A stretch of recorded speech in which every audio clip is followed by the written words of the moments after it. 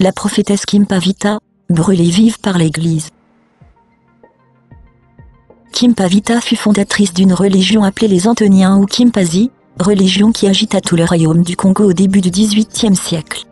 À ce moment-là, l'esclavagisme était en plein essor, c'était la première activité commerciale au sein du royaume.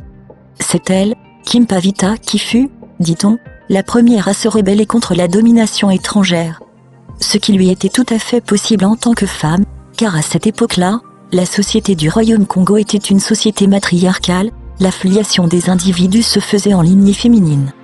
Le pouvoir n'appartenait qu'en apparence aux hommes, à la tête du royaume Congo était un homme, le roi, mais aux femmes étaient reconnues des attributions essentielles, aussi bien en politique qu'en religion. Ses parents lui ont donné le nom africain de Kimpavita, Kimpa signifie ruse et Vita signifie guerre ou guérilla, son nom chrétien est Donna Béatrice, elle est née en 1684. En Kikongo, langue du Bas-Congo, son mouvement religieux porta le nom de Kimpazi. Kimpavita était une fille issue de la noblesse du peuple Congo, toute jeune, elle entend parler d'une vieille femme, nommée Matoufa, qui parcourt la campagne et les villages en annonçant la venue d'une jeune prophétesse noire, tout en disant que des anges noirs du ciel lui étaient apparus, dont Saint Antoine, patron des humbles et des démunis. Kimpavita rencontre cette vieille femme appelée Matoufa, et c'est soudain son intronisation comme prophétesse.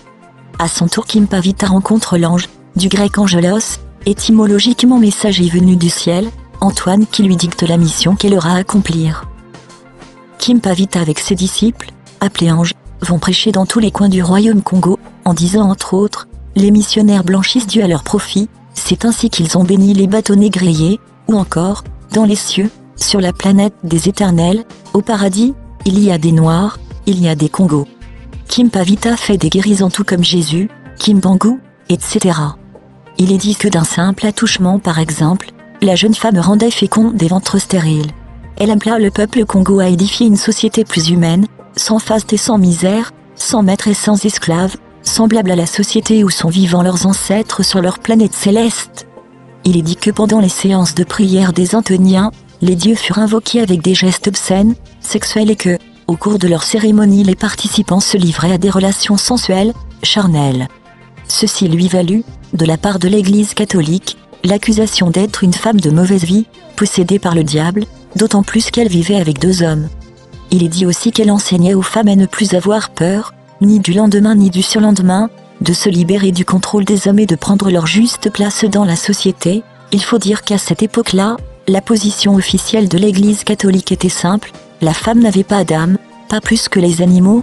Cependant les messages de Kimpavita étaient extrêmement révolutionnaires, et ils recueillaient un vaste succès.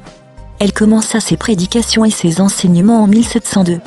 Elle prit alors la tête du mouvement de redressement national de son époque.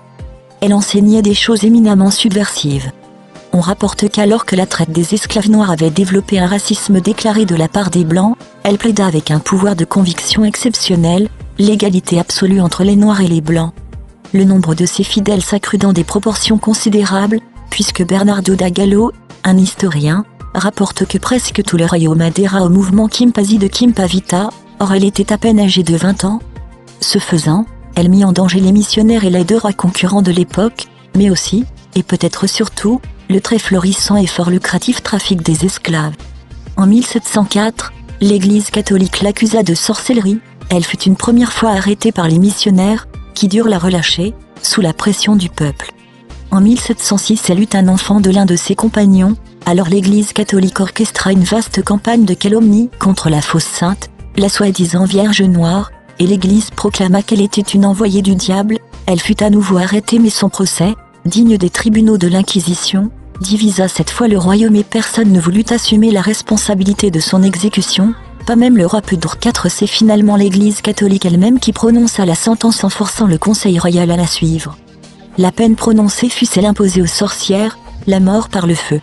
Elle fut saisie sur les ordres de missionnaires italiens, au service du Vatican. Ceux qui tiraient les ficelles furent 2 pères capucins, Lorenzo da Luca et Bernardo do Gallo, grands bastonneurs et brûleurs de villages au Congo, ayant à leur service des troupes portugaises pour capturer les Congos et les forcer au baptême chrétien catholique. Lors de son procès, le père capucin Bernardo do Gallo lui posa la question suivante.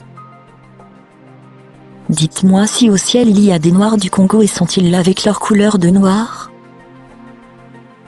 Kim Pavita répondit, au ciel il y a des Noirs du Congo et des adultes qui ont observé la loi de Nzambi, Yahvé, mais ils n'y ont pas la couleur du nègre ni du blanc, parce que, au ciel, il n'y a aucune couleur. Kim Pavita fut brûlé vive en public avec plusieurs de ses adeptes le dimanche 2 juillet 1706, exécuté par des moines capucins, missionnaires. Mais en seulement 4 années de prédication avant qu'elle-même ne soit brûlée, ses idées, elle, avait réussi à mettre le feu dans tout le royaume. Avant de mourir, elle annonça la venue d'un autre prophète qui viendrait achever son œuvre, un Christ noir qui viendrait montrer au peuple noir le chemin à suivre vers sa libération. Elle annonçait ainsi la venue du prophète Simon Kimbangu. En brûlant vive sur le bûcher en même temps que plusieurs de ses disciples et aussi son jeune fils, elle ne cessait de répéter que les cieux feront naître et venir un autre prophète pour arrêter l'esclavage et sauver l'homme noir. Il est normal ou plutôt facilement compréhensible, que les livres d'histoire de l'Occident se montrent très peu bavards à son sujet.